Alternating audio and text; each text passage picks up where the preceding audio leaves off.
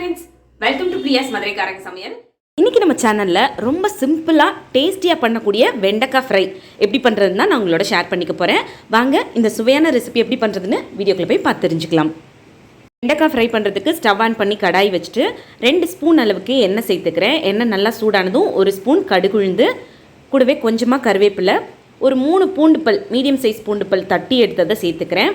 உங்களுக்கு குட்டி குட்டியாக நறுக்கிட்டு சேர்க்கணும் அப்படின்னாலும் சேர்த்துக்கலாம். இப்போ இதை நல்லா வதக்கி எடுத்துகிட்டு ஒரு பெரிய வெங்காயம் பொடியாக நறுக்கிட்டு சேர்த்துக்கிறேன். இது ஒரு பொன்னிறமாகும் பாருங்கள், அந்தளவுக்கு வதக்கி எடுத்துக்கலாம். வெங்காயம் நல்லா வதங்கினதுமே ஒரு பெரிய தக்காளி பொடியாக நறுக்கினதை சேர்த்துக்கிறேன்.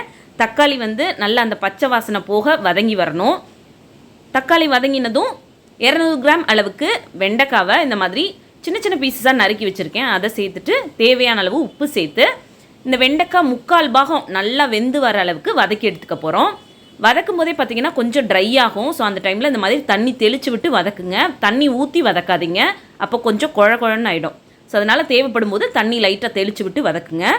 இப்போது நல்லா 3/4 பாகம் வெந்து வந்ததும் 1/2 ஸ்பூன் மஞ்சள் தூள், இந்த ஸ்பூனில் 1 ஸ்பூன் அளவுக்கு மல்லித்தூள், காரத்துக்கு தகுந்த மாதிரி மிளகாத்தூள் சேர்த்துக்கோங்க.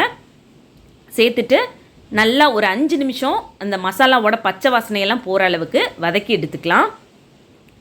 இப்போ பாருங்கள், வெண்டைக்காய் ஃப்ரை சூப்பராக ரெடியாகி வந்திருக்கு. நல்லா சாம்பார் சாதம், பருப்பு சாதத்தோடையெல்லாம் சேர்த்து சாப்பிட்றதுக்கு அவ்வளோ டேஸ்டியாக இருக்கும். தயிர் சாதத்துக்கு ஒரு எக்ஸலண்ட்டான காம்பினேஷன்னே சொல்லலாம். இந்த ரெசிபியை நீங்களும் வீட்டில் ட்ரை பண்ணி பாருங்கள். கண்டிப்பாக எல்லாருக்கும் ரொம்ப பிடிக்கும். ட்ரை பண்ணி பார்த்துட்டு உங்களோட கமெண்ட் என்னன்னு சொல்லுங்கள். இந்த வீடியோ உங்களுக்கு பிடிச்சிருந்ததுன்னா வீடியோ லைக் பண்ணிவிட்டு நம்ம சேனல் மறக்காமல் சப்ஸ்கிரைப் பண்ணுங்கள். தேங்க்யூ.